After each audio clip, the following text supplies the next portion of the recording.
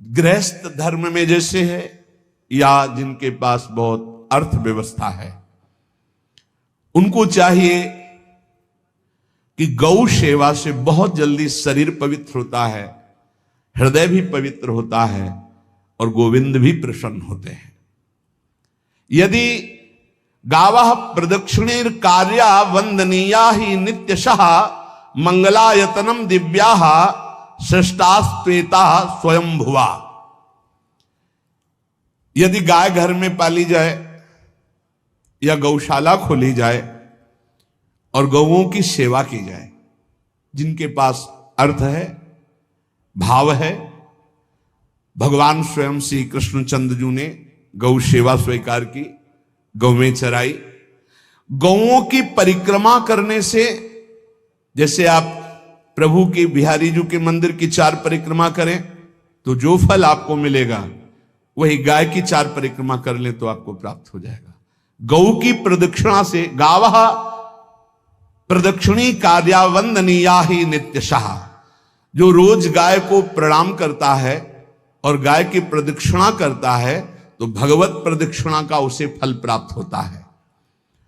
जहां गौएं विराजमान होती हैं वो बड़ा पवित्र दिव्य तीर्थ स्थल माना जाता है। गौएं जहां विराजमान रहती, गौशाला में भजन करे तो कई गुना बढ़कर के प्राप्त होता है। स्वयं ब्रह्मा जी ने गौओं को दिव्य गुणों से विभूषित बनाया है। अप्यागाराणि विप्राणाम देवतायतनानि च यद गोमयेन शुद्ध्यंतिम किम ब्रूमो हृदिकम ततः। गाय के गोबर से जहां लेपा जाता है वहां जिस देवता का आवाहन करोगे वही देवता आकर विराजमान हो जाएगा। अपवित्र भूमि में भी यदि गाय के गोबर का लेप कर दिया जाए तो परम पवित्र मानी जाती है। गाय बहुत पवित्र, जहां वो बैठती है, जहां वो मूत्र त्याग करती, गोबर त्याग करती, वो स्थान तीर्थ तुल्य पवित्र माना जाता है।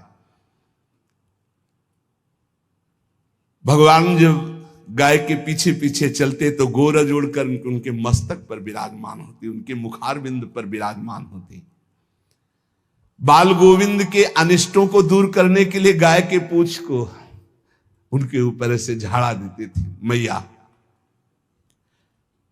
जब गुरुमंत्र वैदिक सिद्धांत से दिया गया था पहली बार तो पंचगव्य पिलाया गया था। गोमूत्रम गोमयम क्षीरम दधि सर्पिस्तथैव च गवाम पंच पवित्राणि पुनंत सकलम जगत। कितना भी बड़ा पापी हो, अगर पंचगव्य पिलाया जाए तो वो वैदिक मंत्रों को स्वीकार करने लायक हो जाता है, पवित्र हो जाता है। पंचगव्य में 5 चीजें गाय की होती है। गाय का मूत्र, गाय का गोबर, गाय का दूध, गाय का दही और गाय का घी, ये 5 मिलाकर पंचगव्य पिलाया गया था।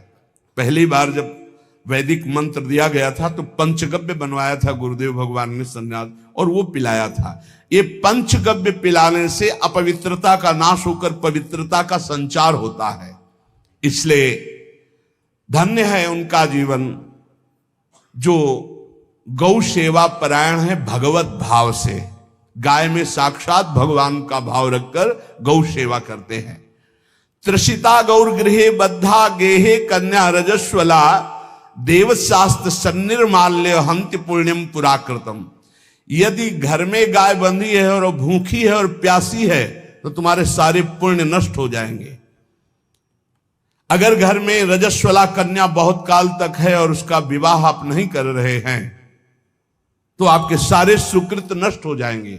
यदि घर में ठाकुर जी विराजमान है, कर का पहनाया हुआ माला सुबह तुमने देख लिया तो तुम्हारे सारे पुण्य नष्ट हो जाएंगे, क्योंकि शयन कराते समय तुमने उतारा नहीं, अर्थात तुम सेवा में प्रमाद करते हो।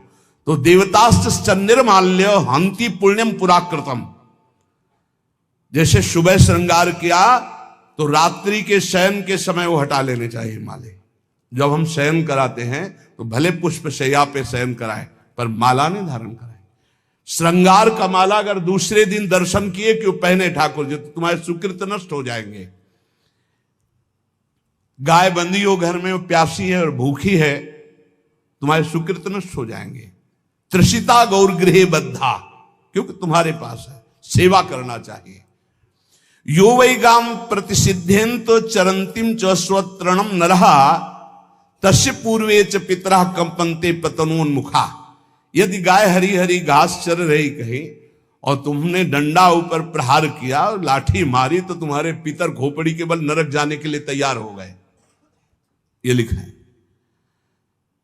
चरंतिम स्वम तृणम नरहा तो तस्य पूर्वे च पितरा कंपनते पतनोन्मुखा।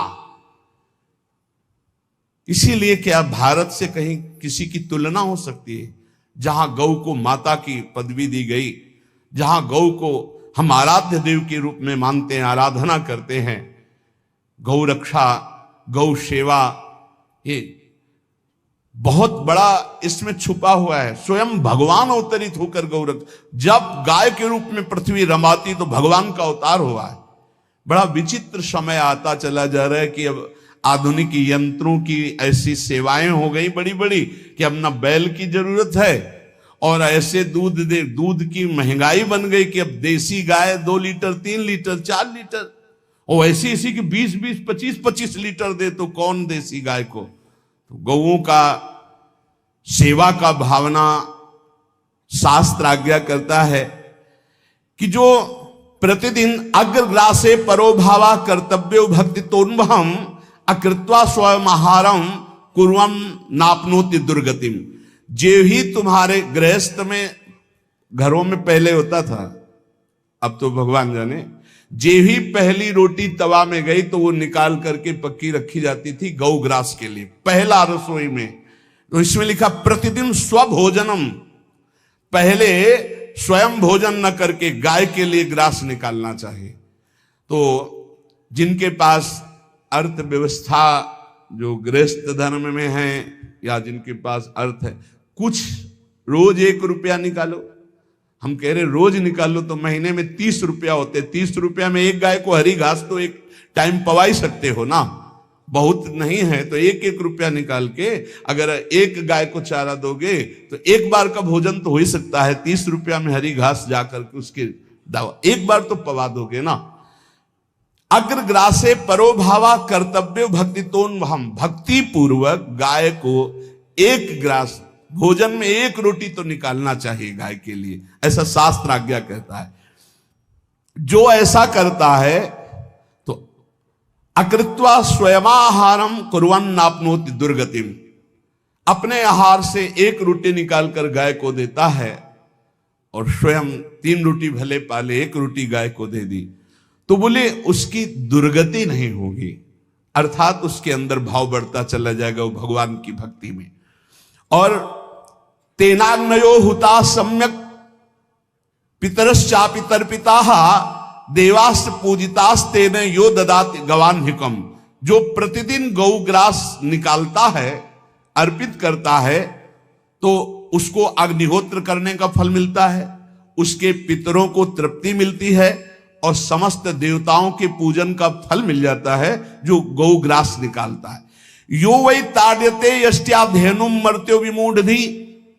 जो मूर्ख मनुष्य, जैसे अब गाय दूध नहीं दे रही, मार डंडे डंडे मार रहे हैं, इंजेक्शन लगा रहे हैं, ऐसे वैसे कर रहे हैं, उसको ताड़ना दे रहे हैं, तो बोले जो मूढ़ बुद्धि मूर्ख मनुष्य, यो वै ताड्यते यष्ट्याधेनुम मर्त्यो विमूढ़धि, वो गाय को लाठी से मारता है, डंडे से मारता है, हाथों से मारता है, तो धर्मराजस्य नगरेशा याति करवर्जिताः। धर्मराज जी पहले अपने नरक में ले जा करके उसके कहते थोड़े थोड़े तिल तिल करके पहले इसके हाथ काटो, मरना है नहीं वहां, अब आराम आराम से थोड़े थोड़े पहले हाथ वर्जिताः, इन्हीं हाथों से गाय को मारा था ना, तो ऐसे थोड़ा थोड़ा काटा जाता है उसके हाथ। कर वर्जिता, उसके दोनों हाथ काट करके थोड़े थोड़े। यो वै दंसान वार्यति तस्य पूर्वे कृतार्थ काः नृत्यंत सवादिस्मास्तरिष्यति भाग्यवान। जो गौ के शरीर को स्नान कराता है, गौ के शरीर